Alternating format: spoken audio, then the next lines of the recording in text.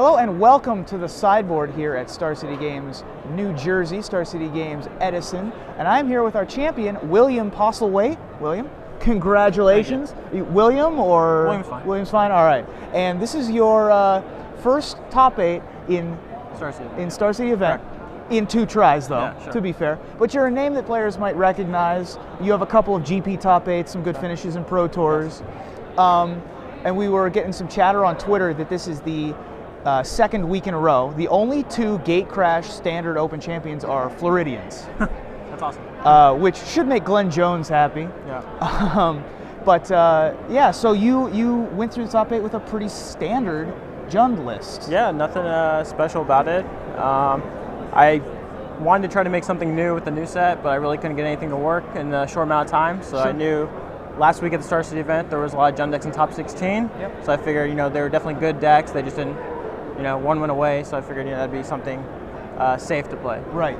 And you didn't add any Gatecrash cards, but you were saying to me that you thought that was probably wrong. Yeah, I think I definitely should have had at least 1 Stomping Ground. So if I Farseek and need a red-green land, it didn't really come up, luckily. But before the tournament, I kind of just copied the list I saw and then asked someone if I needed new cards. They said no, so I didn't think about it. But I definitely should have had Had at least one Stomping Ground. And there are other considerations that other Jund players Sure. had, but you didn't think about things like Devour Flesh, for example? I actually did think about that. I had that and Tribute to Hunger in the sideboard, but at the last second, they ended up not making the cut. Not making the cut, sure. Yes. In the finals, that last game was probably the best hand you could have asked for. It was definitely the most one-sided game I played all tournament. That was pretty nice to be able to have the duress for the Piping Needle. Yes. It was almost certainly going to name the Liliana that you didn't follow it up with. Yeah. So that was that's not typically that one-sided of a matchup. No, usually it's I'm a very slow deck, so usually he has a lot of time to set up his hand with Sphinx Revelation, Planeswalkers, but I didn't really give him a lot of time. By turn 5, he had no hand with Liliana and Duress, so. Yeah, it's pretty nice. And you must have dispatched with at least 1 Boros Reckoner deck today. Yeah, actually, yesterday. I played none in the Swiss, and then in the top 8, I played against Boros deck wins. And he actually had multiple Boros Reckoners each game, and I luckily had Barter and Blood or Liliana for them. Excellent. Oh, you're playing Barter and Blood. I have 1 in the sideboard. I wish I had a second one. It was really good all tournament. Excellent.